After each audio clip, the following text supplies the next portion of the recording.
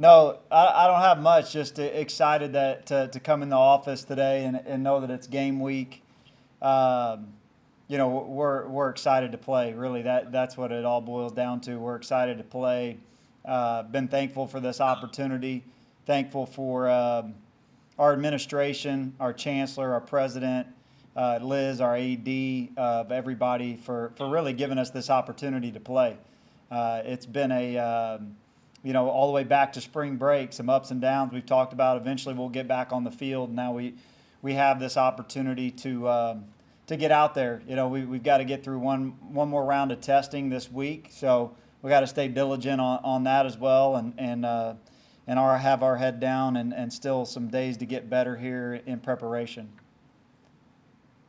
Todd Richards. All right, hey Coach Hill, nice to talk to you, and obviously a kind of a different preparation period, the way things have worked out. How do you think your team is coming together on some kind of a short notice type thing for the game, and what are your thoughts on the way you're looking right now?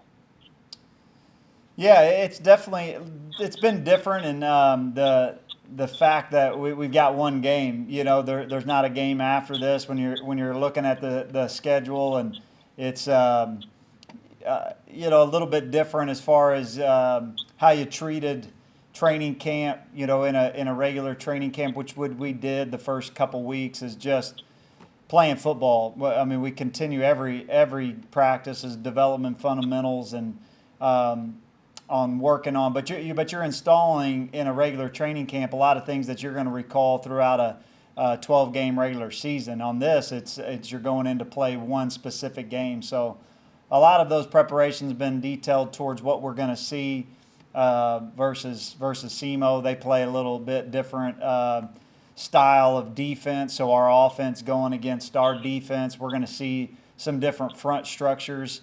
Versus SEMO, they're a 3-down defense. We're a 4-down defense. So doing some different things with scouts and those type of things. But really, at the end of the day, it's football. It's the team that makes the fewest amount of mistakes, that blocks well, that tackles well, that takes care of the football. Those routine things that you preach. One team's going to do it better than the other on Friday night, and that's the team that's going to win. One more quick one. I know you kind of alluded to it at the beginning. How much does this mean to you mentioned to yourself as well as your team to get an opportunity to play this football game in October? Yeah, I mean, I'm extremely thankful. I walked into the building today, extremely thankful. Like I said, I'm fired up to represent our school, to get on TV here with Channel 12 and the region and the Saluki brand. These kids have worked their butt off. They've been through a lot for 18 to 22-year-olds. No one's ever went through this in our lifetime. As far as living through a world pandemic, their lives have been flipped upside down. What they love to do has been taken away from them. And we've got to come back and on Friday night, even though there won't be fans now, the most important thing is that their families are going to get to come and watch. And so, yeah, I'm fired up, excited, extremely thankful and grateful. Thank you, Coach Hill. Thank you. All right, next we'll move to Matt Barney with questions.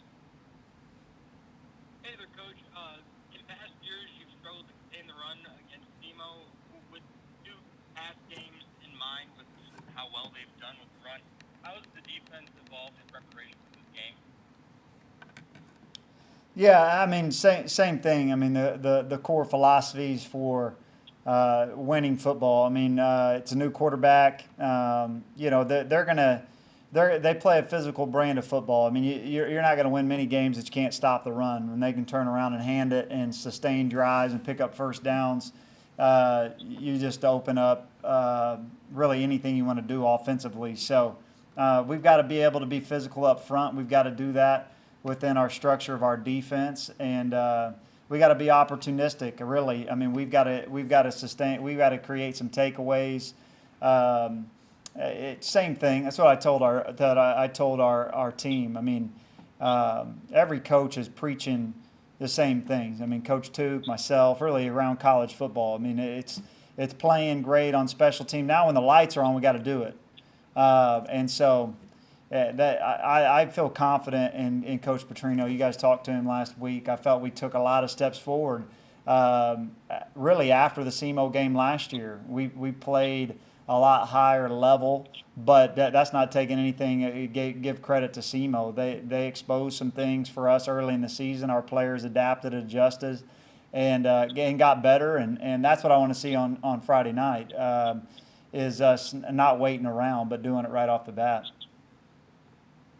You mentioned they've got a new quarterback. Do you have any idea of who it is and what you're going to be up against, and how you've been approaching the game plan with the potential of maybe not knowing exactly what's going to be under center?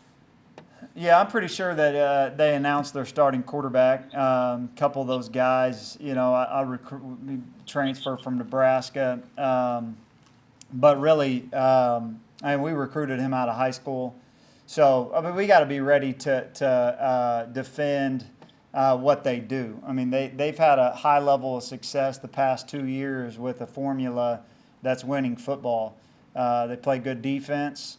They get takeaways. They've got their specialists are back. They're always solid in the kicking game, and they've sustained. I think their offensive coordinator does a great job of running the football and having things off of marrying up with what they do in the run game. So, we got to be prepared. Number one, in any first game, you don't know. Their personnel, who's gotten better, what redshirt freshmen's developed for them that's going to have a heck of a game. We've got them ourselves that you guys, might not have seen that need to play well. That's any college football game. They're Division I players over there. And so we got to take care and control what we can control and go out there and execute what SIU does. Last year when you faced him, it was week 1, so Javon's role wasn't completely set at that time. Now that he's cemented himself into the offense and he's a versatile player, what's the best way that you can use him to attack SEMO's defense? Yeah, Javon's role last year in this game wasn't what it ended up being. I think his experience, us understanding what Javon can do, his strengths and weaknesses, and that's really with a returning offense, does a lot of good things. So obviously Javon's a playmaker. He proved that time and time again last year. So he's got to get his touches. The best thing about Javon is he can do a lot of things. He can throw the ball. He's excellent in pass catching. And then obviously at 250 pounds, he's a tough tackle.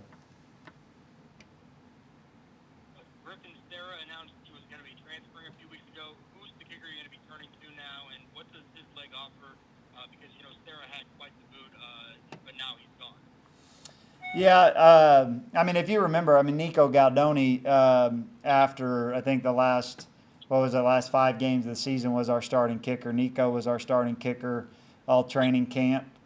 So Nico will handle the kicking duties for us just like he did, the back half of last year. And the final question I have for you, Coach, I know rankings don't mean too much, and a potential postseason is so far away that you're probably not even thinking too much about it, but the fact that this is going to be a ranked matchup and the only non-conference opponent that you're going to have on your schedule for the 2020-21 season, has the importance of this game been stressed on your roster? Yeah, we haven't shied away from that. It's an important game. We only get 9 opportunities this year, guaranteed. This is one of them. It's a little bit different that it's right here in the fall, but like I've told our team,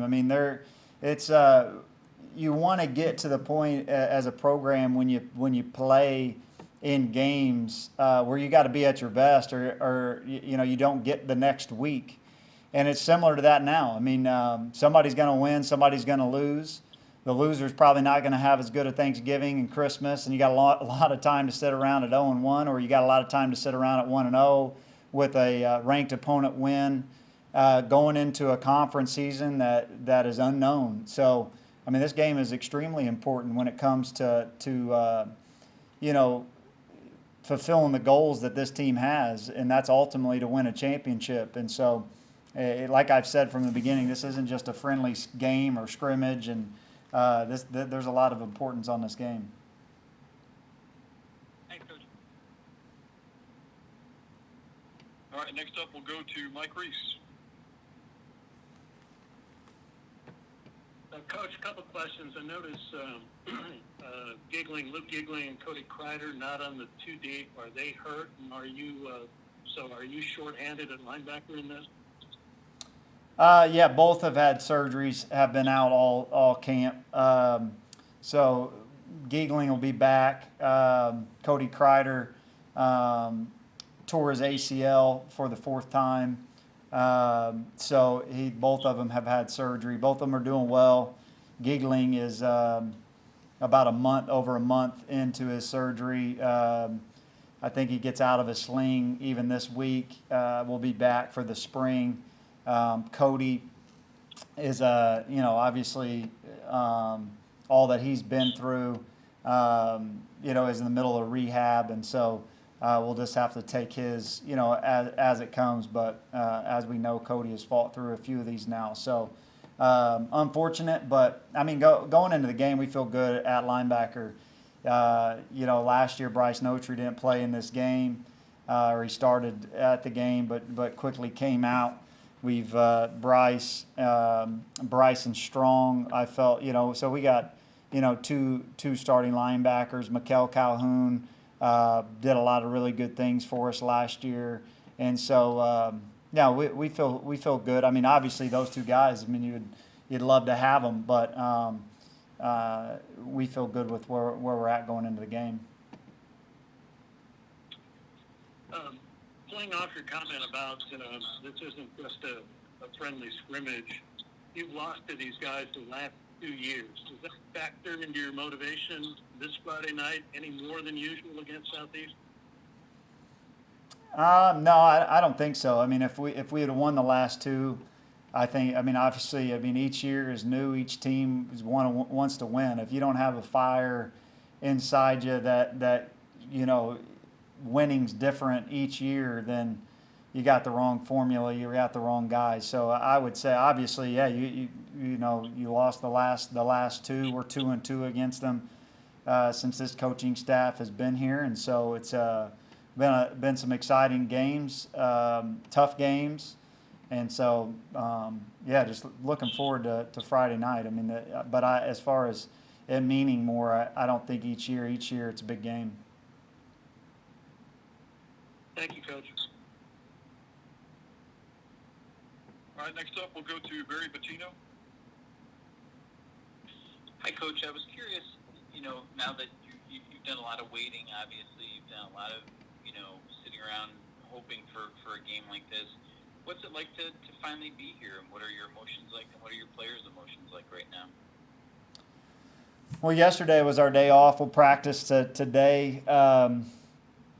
Back out there, we practiced on Saturday. I mean, really,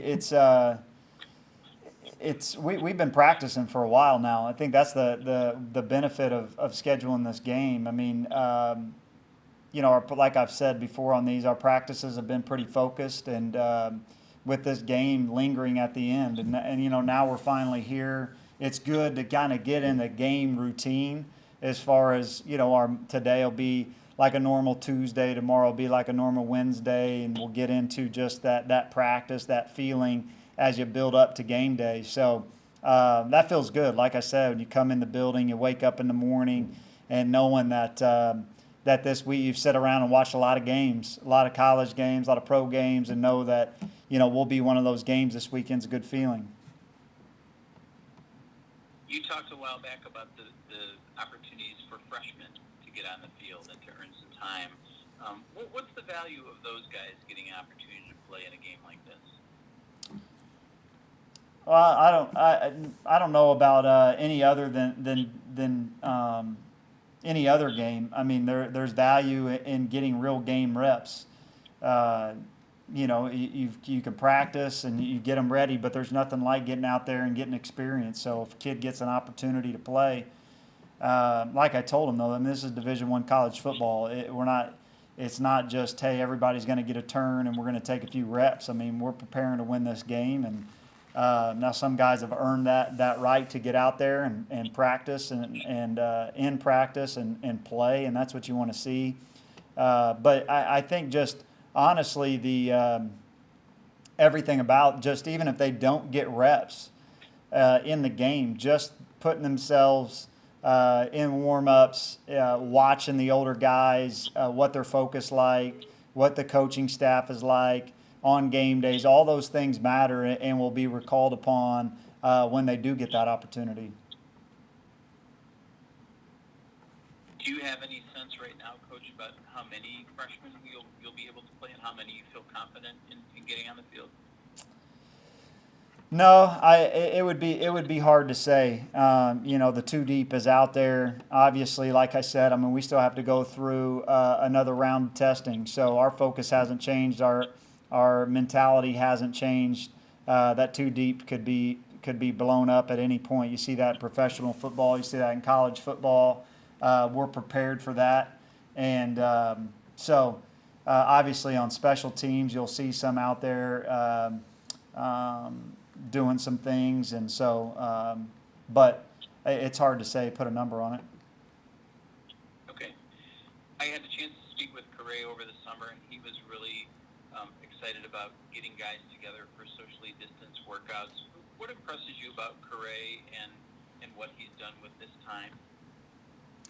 I mean, Correa's a football guy. I mean, Correa is loves the game, loves everything about football, the team. He's in here, he's always working on his body. He's doing everything that he possibly can to try to be at his best. So, I'm excited for Correa and the opportunity he has this season. Felt like he ended well last year. And so, just excited for Correa. I mean, does a lot of things well, and like for everybody. I mean, like I said, it's been a long off season. You prepare, you go through spring practice. You think that this is going to be a short break. Can't wait for the next season, and then it gets put on hold. We've been told we're going to play 2 different people to start the season. We start training camp early, then we go home for a little while. So these guys are excited to just get out there and play. One last one, Coach. You spoke a little bit about Javon, and I wanted to know from you, for a guy who had the season he had last year, what's the next step in his development, and what are your expectations of him? Yeah, he had a good season, but it's every year you have to go out and re-earn it. You can't lean on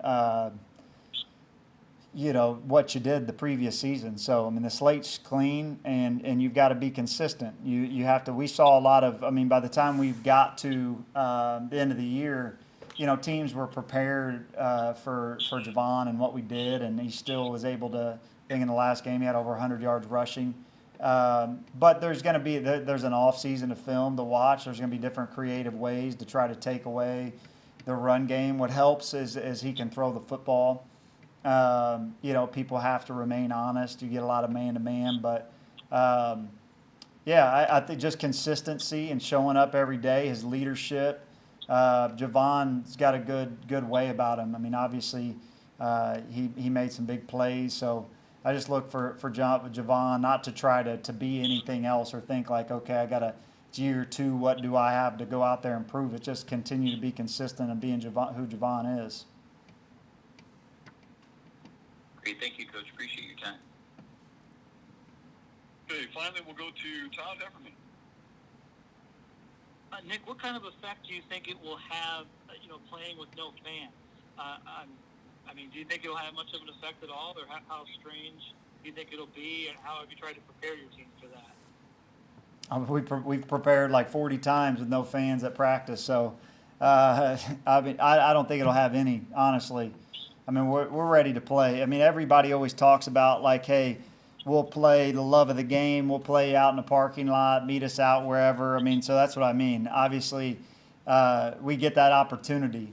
I mean, we had a little mock game on Friday just to go through pregame routine, some of the changes of the locker room and things like that. And we took the field, where we're going to run, the extended sidelines, those type of things, and you still get those butterflies a little bit, just like, okay, we're getting close to the game. We're talking about pregame warm-ups, and we're talking about those type of details. I mean, again, like I said, if the fans are incredible, they do have an impact on the game when you have a home field advantage, and you love playing in front of fans. But we got one game.